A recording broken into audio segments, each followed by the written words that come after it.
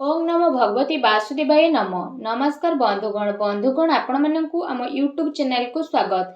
आज भिडियो रे आमे आपण मानकु कहिबा पई जाउछु विशेष भाबरे 2 दिन महाभविष्यवाणी विषय। आगामी 2 दिन आपणकर किपरि कटिबो, किपरि आपणकर संपूर्ण दिन को पूरा स्पेंड करिवे, किपरि 2 दिन स्थिति रहिबो, केउ सब जिनिस रे आपणको फायदा मिलिबो, ता सहित केउ सब जिनिस रे आपणको सावधानता अवलंबन करबा पई पड़िबो। ए 2 दिन रे आपणको लव लाइफ रे स्थिति रहिबो, आपणको कैरियर रे स्थिति किपरि रहिबो। जदि कहबा 2 दिन रे महाभविष्यवाणी रे आपणकर कैरियर रो स्थिति किपरि रहिबो, आ स्वास्थ्य विषय रे मध्ये हम आपण मानकु कहिबो कि स्वास्थ्य आपणकर भलो रहिबो कि खराब रहिबो। आ वीडियो शेष रे म आपण मानकु किछि उपाय विषय रे मध्ये कहिबी, जहा द्वारा आपण ए आगामी 2 दिन भविष्यवाणी 2 दिन को बहुत भल सब्यस्त करि परिबे। तेणु आगो को वीडियो आरंभ करबा पूर्व आमर आपण को रिक्वेस्ट कि जदि आपण आम चैनल रे नुआ आछंती तो चैनल को सब्सक्राइब करंतु, आ संगरे नोटिफिकेशन बेल को मध्ये ऑन करंतु, जहा द्वारा समय समय रे नुआ नुआ वीडियो रो नोटिफिकेशन आपण को पाखरे पहुंचे जिवो। तो आसंतु जानिबा किपरि रहिबो आपणको पई विशेष भाबरे आगामी ए 2 दिन महाभविष्यवाणी स्थिति। तो सबुठारु प्रथमे कहिबा कि कोन ए 2 दिन रे सतरे आपणको पई पॉजिटिव रहिबा पई जाउछि। जदि विशेष भाबरे कहिबा आपणको पई ए दिन रे सफलता प्राप्त करिवार बहुत भलो स्थिति बनुछि। संतान पक्षंक ठारु संतुष्टि मध्ये आपणको विशेष रूप रे प्राप्त हेबो। समय अनुसार संतानक सहयोग मध्ये आपणको प्राप्त हेबो। ता सहित संतानकर कार्यकलाप तथा घर परिवार आवश्यकता उपरे आपण विशेष भाबरे आगको बढ़िबा पई ट्राई करिवे। आपणकर संचार कौशल विस्तारता आसीबो। ता सहित आपण प्रतिटी जिनिसरु विशेष भाबरे आगको बढ़िबे। आ बहुत ही लाभ आपणको प्राप्त हेबो। नुआ नुआ फ्रेंड्स आपणकर बनिबे, नुआ योजना मध्ये आपण करिवे, जहा द्वारा आपणको बहुत ही अधिक सफलता मिलिबो। लंबा समय जहाँ भी अटक रही कार्य तो से कार्य आपण करिवे, आपणको उन्नति मिलिबो। या सहित जदि विशेष भाबरे कहिबा आपणक पई दूर यात्रा हेबो, जहाँ आपणक पई अति लाभदायक सिद्ध मध्ये हेबो। ता सहित से सबु द्वारा मध्ये आपणको बहुत अधिक लाभ मिलिबो। या सहित आपणकर मान सम्मान रे मध्ये वृद्धि घटिबो। मल्टीनेशनल कंपनी रे कार्य करुतबा लोकंक पई मध्ये ए समय बहुत ही भलो समय रहिबो। आपणकर अनेक महत्व आकांक्षा विशेष भाबरे पूर्ण हेबार संभावना रही, जहा द्वारा आपणक मन बहुत ही प्रसन्न रहिबो। पाठ पढ़ा संबंधित ए दिन रे आपणको बहुत ही भलो सफलता मध्ये प्राप्त हेबो।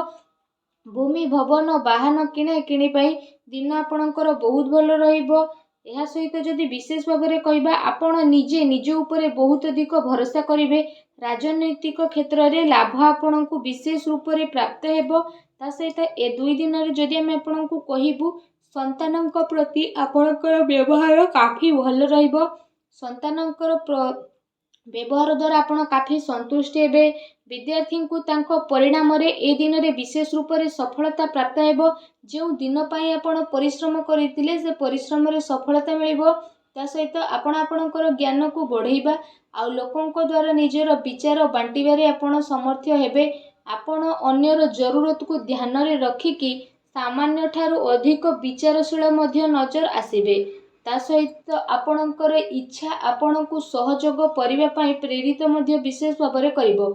मित्र भाई बंधु इत्यादि सह बहुत ही भल संबंध आपणकर रहिबो, जहा द्वारा काम कार्य सहित घर परिवार रे मध्ये जणे आउ जनक प्रति काफी भल संभावना उत्पन्न मध्ये करिवे, जहा द्वारा आपणक मन बहुत ही प्रसन्न रहिबो।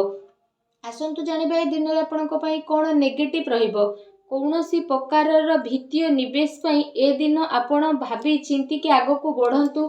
कौनसी क्षेत्र जदि विशेष भाबरे आपणको सुलझा नहीं कि आपण काम करबा पई ट्राई करंतु, एहा आपणक पई काफी भल रहिबो। ता सहित ए दिन रे आपण कौनसी अजणा स्थिति उत्पन्न मध्ये होई पारे, तेणु टिके सावधान रहतु। एहा सहित जदि विशेष भाबरे कहिबा आपणको आपणकर कार्य क्षेत्र रे टिके ध्यान देबार आवश्यकता रहिछि, कारण आपणक विरुद्ध रे ए दिन रे कौनसी षडयंत्र होई पारे, किंबा आपणक विरुद्ध रे किए कौनसी चाल मध्ये चली पारे, जोथि पई आपणको मान हानि रो स्थिति उठेबाकू पड़िबो। आपण आपणकर कार्य पूरा ईमानदारी सह करंतु, କାହାକୁ ବି ପଇସା ଅଯଥାରେ ଦିଅନ୍ତୁ ନାହିଁ, ଯାହାଦ୍ୱାରା ଆପଣଙ୍କୁ ପ୍ରୋବ୍ଲେମ୍ ଫେସ୍ କରିବା ପାଇଁ ପଡ଼ିବ।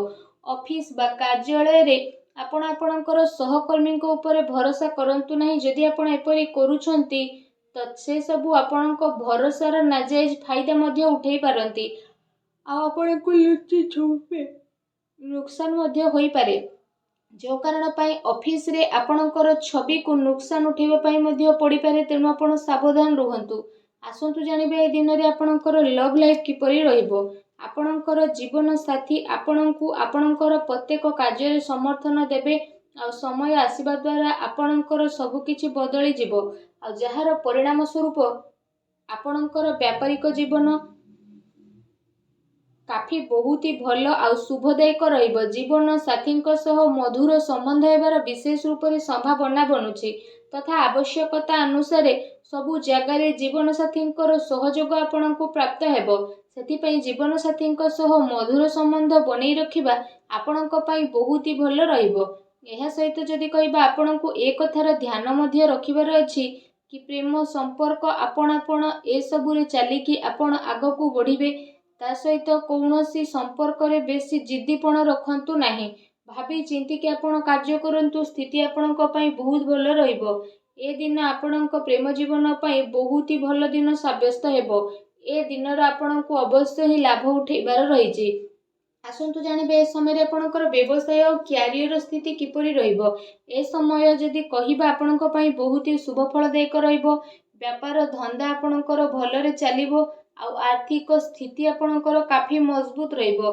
ଏ ସମୟରେ ଆପଣଙ୍କୁ ଆକସ୍ମିକ ଧନ ଲାଭର ଅନେକ ହିଁ ଯୋଗ ବନୁଛି, ଯାହାଦ୍ୱାରା ଆପଣଙ୍କ ମନ ବହୁତ ହି ପ୍ରସନ୍ନ ରହିବ। ତା ସହିତ ଯଦି କହିବା, ଆପଣଙ୍କୁ ଆପଣଙ୍କର କାର୍ଯ୍ୟରୁ ଏ ଦିନରେ ବହୁତ ଭଲ ଲାଭ ମିଳିବ, ଆଉ ଆପଣଙ୍କୁ ଆପଣଙ୍କର କ୍ୟାରିୟରରେ ଆପଣଙ୍କର ସ୍ଥିତି ବହୁତ ହି ମଜବୁତ ରହିବ।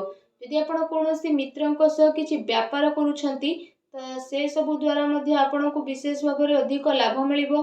ଚାକିରି କରୁଥିବା ବ୍ୟକ୍ତି ବିଶେଷଙ୍କ ପାଇଁ ଏ ଦିନ ମିଲା ଜୁଲା ମଧ୍ୟ ରହିବାକୁ ଯାଉଛି। ବିଦ୍ୟାର୍ଥୀଙ୍କ ପାଇଁ ଏ ଦିନ ବହୁତ ହି ଭଲ ରହିବ। ଆସନ୍ତୁ ଜାଣିବା ଏ ସମୟରେ ଆପଣଙ୍କର ସ୍ୱାସ୍ଥ୍ୟ କିପରି ରହିବ। ଯଦି କହିବା, ଅନ୍ୟମାନଙ୍କର ସ୍ଥିତି ଆପଣଙ୍କ ସ୍ୱାସ୍ଥ୍ୟକୁ ପ୍ରଭାବିତ କରିବ। ସେଥିପାଇଁ ନିୟମିତ ଏବଂ ଭଲ ଦିନଚର୍ଯ୍ୟାର ଆପଣ ପାଳନ କରନ୍ତୁ। ସେଥିପାଇଁ ଆପଣ ଆପଣଙ୍କ ଖାଦ୍ୟପେୟ ଉପରେ ଧ୍ୟାନ ଦିଅନ୍ତୁ। ତା ସହିତ ନିଜ ସ୍ୱାସ୍ଥ୍ୟକୁ ଆହୁରି ଅଧିକ ଭଲ ରଖିବା ପାଇଁ ଆପଣ ପ୍ରତ୍ୟେକ ଦିନ ଯୋଗ କରନ୍ତୁ, ବ୍ୟାୟାମ କରନ୍ତୁ ଏବଂ ସୁସ୍ଥ ରୁହନ୍ତୁ। ଆସନ୍ତୁ ଜାଣିବା ଏ ଦିନରେ ଆପଣଙ୍କ ପାଇଁ କ'ଣ ବିଶେଷ ଉପାୟ ରହିଛି। ଏ ଦିନରେ ଆପଣ ବିଶେଷ ଭାବରେ ସ୍ନାନ କରିସାରିବା ପରେ ଗୋଟେ ନଡ଼ିଆକୁ ବିଶେଷ ଭାବରେ ହଳଦିଆ ବସ୍ତ୍ରରେ ବାନ୍ଧିକି ଆପଣ ଗରିବ ଲୋକଙ୍କୁ ବାଣ୍ଟେଇ ଦିଅନ୍ତୁ। ତା ସହିତ ଗାଈକୁ ଖାଇବାକୁ ଦିଅନ୍ତୁ ଓ ଆପଣ ବିଶେଷ ଭାବରେ ସୂର୍ଯ୍ୟଦେବଙ୍କୁ ଜଳାର୍ଘ୍ୟ ଅର୍ପଣ କରନ୍ତୁ। ଏପରି କରିବା ଦ୍ୱାରା ଆପଣଙ୍କ ଜୀବନରେ ଯାହା ବି ଛୋଟ ମୋଟ ପ୍ରୋବ୍ଲେମ୍ ଚାଲୁଛି, ଯାହା ବି ଅଶାନ୍ତି ଚାଲୁଛି, ସବୁ ଦୂର ହେବ ଆଉ ଶୁଭଫଳ ପ୍ରାପ୍ତ ହେବ। ଭିଡ଼ିଓଟି କେମିତି ଲାଗିଲା ଆମକୁ କମେଣ୍ଟ କରିକି ନିହାତି ଜଣାଇବେ। ଚ୍ୟାନେଲରେ ନୂଆ ଆସିଥିଲେ ଚ୍ୟାନେଲକୁ ସବସ୍କ୍ରାଇବ୍ ମଧ୍ୟ କରିବେ। ଧନ୍ୟବାଦ।